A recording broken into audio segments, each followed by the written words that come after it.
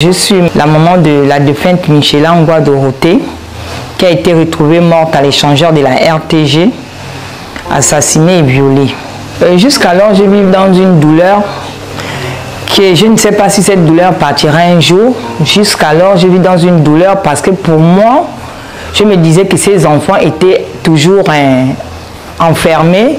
Alors que la famille de Michaela Ngwa continue de pleurer sa disparition, son meurtrier, Erwan Siadou, semble vivre paisiblement en compagnie de son père, Stéphane Siadou. Pourtant, la justice gabonaise l'a condamné à 10 ans de prison et à une amende de 50 millions de francs CFA. Cette peine, censée être exemplaire, apparaît aujourd'hui comme un simple mirage, tant l'accusé jouit de sa liberté sans contrainte apparente. Cette situation soulève une question brûlante. Y a-t-il vraiment une justice pour les riches et une autre pour les pauvres? Pourquoi Erwan Siadou n'a-t-il toujours pas été extradé pour purger enfin sa peine au Gabon? L'absence de toute action en ce sens renforce un sentiment d'injustice et d'impunité au sein de la population gabonaise. Le rôle de son père, Stéphane Siadou, est également pointé du doigt. Pourquoi ne collabore-t-il pas avec la justice gabonaise pour que son fils réponde enfin de ses actes? Son silence et son inaction interrogent. Se considère-t-il au-dessus des lois ou cautionne-t-il les actes de son fils? Telles sont les questions.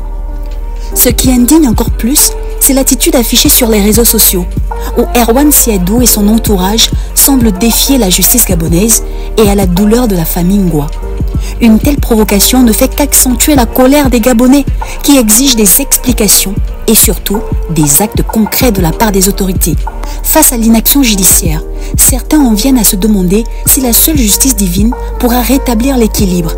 Doit-on attendre que la loi du karma fasse son œuvre ou les autorités gabonaises vont-elles enfin agir pour faire respecter la décision de justice? Le peuple gabonais réclame justice pour Michaela Ngwa. L'extradition d'Erwan Siadou doit être une priorité pour que ce crime ne reste pas impuni. L'impunité ne peut être une option et le respect des décisions judiciaires doit être appliqué sans distinction de classe sociale.